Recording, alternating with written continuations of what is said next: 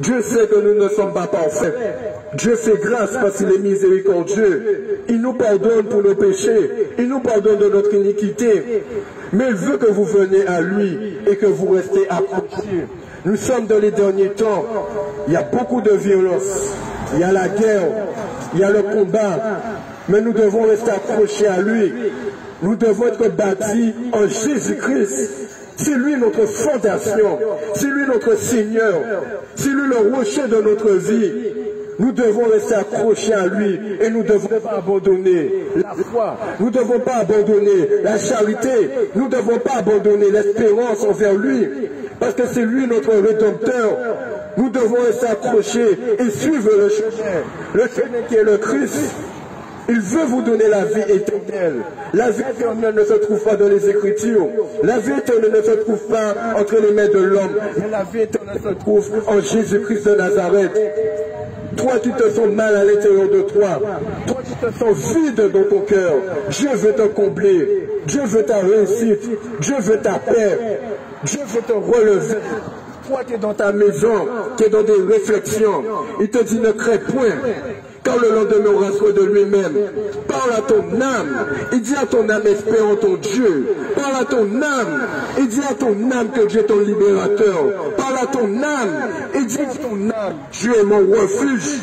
Et tu verras comment Dieu va se manifester dans ta vie. Tu verras comment Dieu va briser les chaînes de la servitude du monde. Je parle de la servitude parce qu'il y en a beaucoup qui sont dans l'ignorance. Beaucoup qui sont dans l'esclavage, beaucoup qui ne se mettent pas compte. Mais Dieu a envoyé son Fils pour nous délivrer de cet esclavage. Dieu a envoyé son Fils pour nous délivrer du péché. Dieu a envoyé son Fils. Il a ouvert la porte. Il ne fait exception de personne. Il n'a pas de favoritisme. Oui, bien-aimé, il y a un seul bon, c'est le bon Dieu, mais c'est lui qui nous rend meilleurs. Il n'est pas venu pour le juste, il est venu pour les aider, il est venu pour chacun de nous, il est venu nous retirer de l'abîme et nous ramener dans la lumière. Oui, bien-aimé, il veut notre sanctification, il veut nous changer, il veut nous bien-aimés. Mais nous devons faire un choix. Nous devons choisir Jésus-Christ de Nazareth. Il y a un nom au-dessus de tout nom. Nous devons rester appuyés à lui. Oui, bien-aimés. Et vous allez voir la gloire de Dieu. Vous allez voir comment Dieu va se manifester dans votre vie. Oui, bien-aimés. Nous ne devons pas être à l'écoute de notre chair.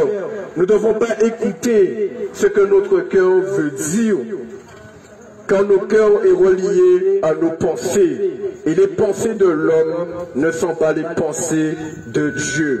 La voix de l'homme n'est pas la voix de Dieu. Oui, bien-aimés. Dieu veut vous toucher. Dieu veut que vous faites un choix. Il te dit heureux l'homme qui n'écoute pas le conseil du méchant. N'écoute pas tes pensées. Tes pensées qui te disent non, je me sens trop sale.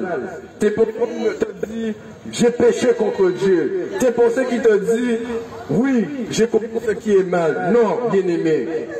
Il ne faut pas regarder à ce temps. Tu n'es pas sale aux yeux du Seigneur. Il veut te relever. Il veut te sauver. Il veut ton bien. Bien-aimé, je veux vous dire en cet après-midi, n'abandonnez pas la main de Dieu. Dieu veut vous toucher, il veut votre sanctification. Nous sommes dans les derniers temps où il y a la guerre. Quand je dis la guerre, où il y a des chrétiens qui critiquent des chrétiens, mais nous devons être solidaires les uns vers les autres. Où il y a des hommes qui n'ont pas connu Dieu, qui n'ont pas la connaissance de la parole. Ils n'ont pas la connaissance. Mais Dieu a envoyé son Fils unique pour qu'ils aient la connaissance. Nous devons être unis dans la foi, dans la charité et dans l'espérance envers Jésus-Christ de Nazareth. Nous devons être solidaires. Nous devons nous réunir en Guadeloupe. Nous devons être là les uns vers les autres. Quand il te dit, vous allez pas voler ma gloire. Quand la gloire appartient à Dieu, c'est lui qui a créé toutes choses sur la terre. Nous ne devons pas être dans la cupidité. Nous ne devons pas être dans une soif mauvaise, mais nous devons rechercher Jésus-Christ de Nazareth. Nous devons chercher Dieu en 2023. Nous devons accepter Jésus-Christ en 2023. Car demain ne nous appartient pas. Nous ne savons pas ce qui peut se passer demain.